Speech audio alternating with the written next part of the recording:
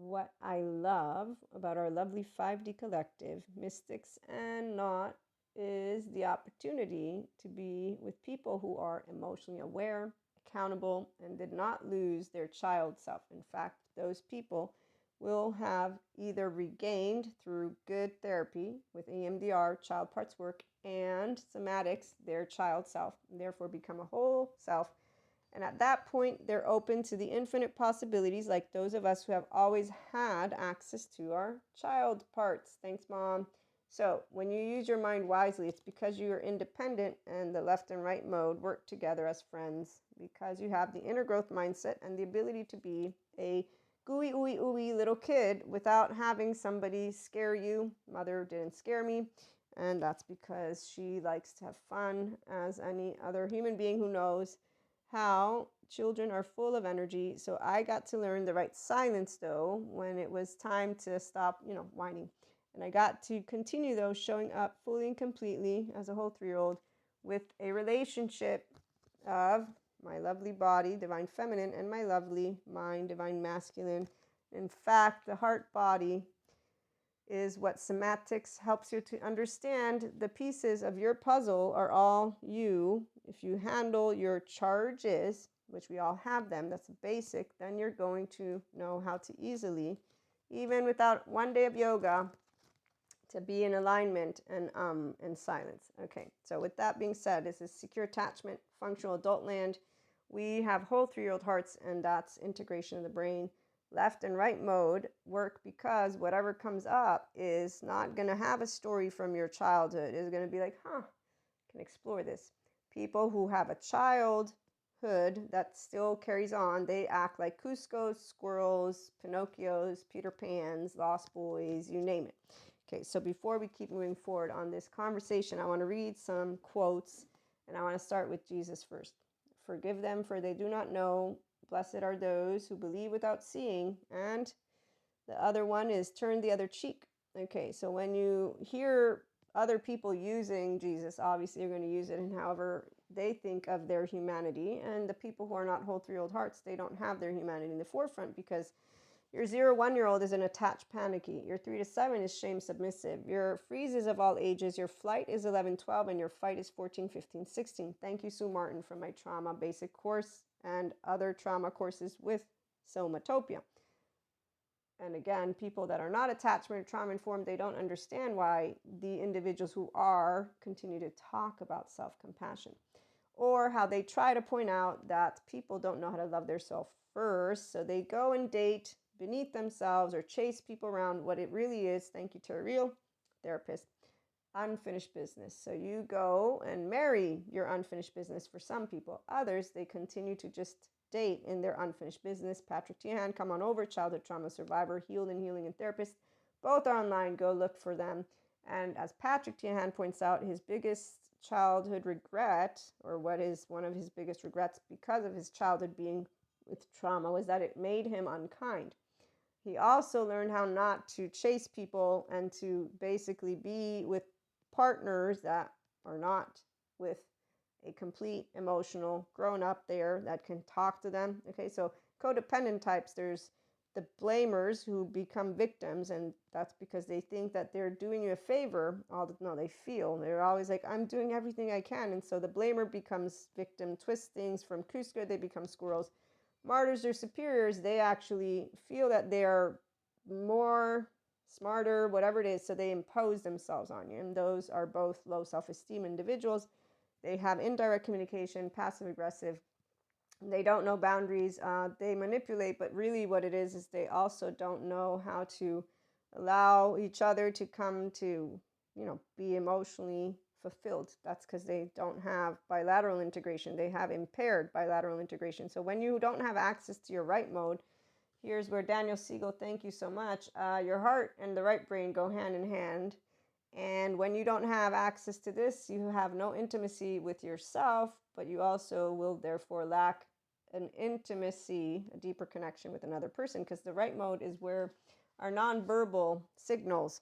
So I pick up on your nonverbal signals from my right mode, which only if I have access to it. Your tone of voice, your facial expression, your posture, gestures, timing, intensity.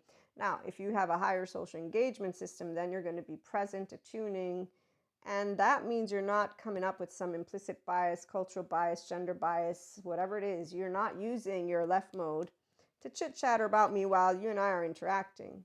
But in order for that to happen, you have to have integration of the brain. Otherwise, you might be having a teenager and a Cusco makes up a lot of things as they're interacting with other people versus just exchanging what is a nice, like, let's build a snowman in different ways together. So whole 3-year-old hearts, we just get into room. We're present because we're curious, open, accepting, and loving. Thank you again, Daniel Siegel. That's how integration of the brain made visible is compassionate and kindness. Although if you ask a self-empowered human being, we're not kind or compassionate. We're just being a human being. That's why we're going to have fun. No matter what you're doing, we're going to, thank you, Sadhguru, we're going to give you what Sadhguru says is the greatest gift you can give to another human is to accept, respect, and love them. So we're going to do that. But again, it's not some special gift. You just are able to do that because you have healthy self-worth. Thank you, Terrell. You're not superior, inferior. So here you're like, I'm a person like you are. I got a whole self. Don't disrespect me. I won't make it a point to lecture you like a pacha. I'm going to actually stand in my ventral vagal nervous system because I'm a higher social engagement person. It means I know my worth. You don't affect my 1-year-old because I'm not in the past with you where lions and bears and tigers are going to come eat me if I'm not part of your herd. I got a herd. Thanks, Mom. I got a herd who allowed me to just be me. She accepts, respects, and loves me just the way I am. Here, Sadhguru again, the most precious thing is life itself. Will you realize this now or only on your deathbed? I see a lot of people, they don't really realize a lot of things. If your perception transcends the limitations of your 5 senses, you are spiritual. Some of us 5D mystics come on board. If you overflow with humanity, divinity has to descend. Yes, your humanity is your 3-year-old. So when you're emotionally mature, accountable, and like, I want to do personal development because I love having secure attachment, functional adult relationships, which is I'm not your parent and you're not your parent. And that's because we're emotional adults. It's really fun. So here's where love is, in fact, freedom and joy. Attachment is bondage and misery. Some people, they keep that 0-1-year-old. So they want a safe haven, secure base. And that's why they attach. So free 0-1-year-old is going to, no, love is freedom and joy. We have compersion. My polyamory community knows all about it. The ones who are securely attached. So we're like, go have fun. See you later. For most people, thank you, Sadhguru again, love means you must do what I want. And he says, no, love means they can do what they want and we still love them. And that's actually very accurate because when it comes to people's behavior, they have a behavior that is not a pathology. It's to be understood. And that's because if they do not have integration in the brain, here's what happens. Their unfinished business comes up. I have some notes here. And that's why they will have not kindness, not trust. They don't want to be always with all people.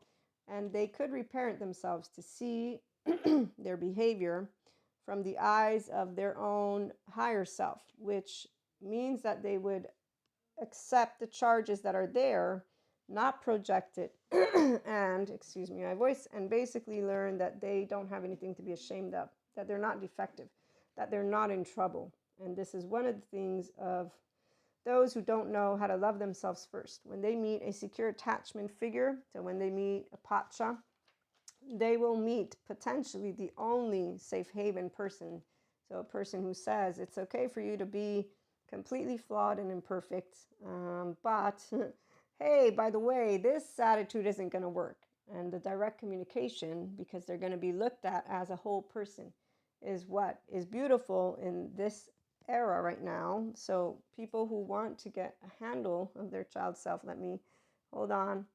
They're going to learn that they don't have to act as if they are beautiful just the way they are, but that's because they meet a person and or people who have healthy self-worth. So you don't talk down to another human being.